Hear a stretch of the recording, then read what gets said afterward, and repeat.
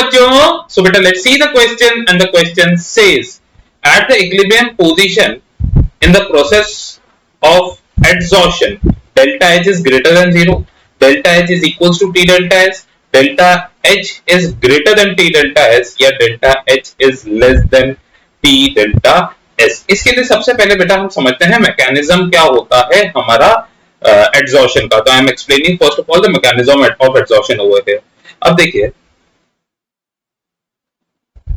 बेटा हमारे पास for an example मैंने एक पार्टिकल ले लिया जो बिल्कुल बल्क के अंदर है। तो जो पार्टिकल एट द बल्क है तो वो बेटा उसको उसके जैसे मॉलिक्यूल्स या पार्टिकल्स चारों तरफ से खींच रहे हैं, मतलब वहां पर एक फोर्स लग रहा है which is from all the sides. तो हम क्या बोलेंगे यहाँ पर जो नेट फोर्स होगा वो क्या हो जाएगा, जीरो हो जाएगा, नेट फोर्स हो जाएगा हमारा जीरो।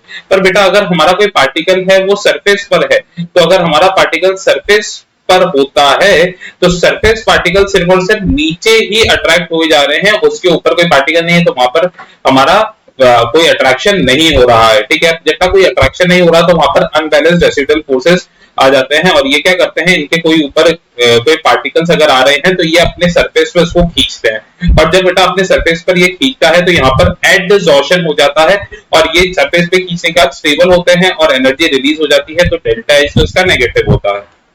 ठीक है, बात करें डेल्टा एस की तो बेटा ऊपर मॉलिक्यूल्स या पार्टिकल्स की कमी हो जाएगी, मतलब हमारे पार्टिकल्स कम हो गए, मतलब रैंडमनेस कम हो गया, तो हमारा डेल्टा एस भी क्या होता है, नेगेटिव होता है। और adsorption is overall a spontaneous process, तो डेल्टा जी भी नेगेटिव होता है। तो ये तो अपने को पता लग गया। अब देखिए बेटा हम जानते हैं डेल्टा जी क्या होता है, डेल्टा एच माइनस का टी डेल्टा एस होता है। अपन को ये पता लग गया कि जो डेल्टा एच है ये तो हमारा नेगेटिव है और डेल्टा एस है बेटा ये भी हमारा नेगेटिव है। अब देखो बेटा नेगेटिव इनटू ये बाहर वाला नेगेटिव, ये ओवरऑल वैल्यू क्या बना देगा, पॉजिटिव। अब for the reaction to be spontaneous negative वाली जो वैल्यू है वो किससे बड़ी होनी चाहिए, पॉजिटिव से बड़ी होनी चाहिए, तभी तो डेल्टा जी हमारा नेगेटिव आएगा। तो इनिशियली तो ये हमेशा हमारा प्रोसेस स्पॉन्टेनियस रहता है एडसॉर्प्शन, पर बेटा जैसे जैसे हमारी रिएक्शन प्रोसीड होती है तो ऊपर मॉलिक्यूल्स की अबंडेंस क्या होती जाएगी, कम होती जाएगी, या पार्टिकल्स की अबंडेंस क्या होती जाएगी, कम होती जाएगी। और बेटा जब अबंडेंस कम है तो ये वैल्यू हमारी जो है, ये नेगेटिव वैल्यू जो हमारी है ये क्या हो जाएगी, हमारी बढ़ती चल जाएगी, मतलब हमारी जो एंट्रोपी है क्या हो जाएगी, हमारी नेगेटिव एंट्रोपी बढ़ती चली जाएगी। और नेगेटिव एंट्रोपी बढ़ेगी मतलब पॉजिटिव वैल्यू बढ़ जाएगी, क्योंकि नेगेटिव इंटू नेगेटिव पॉजिटिव होता है।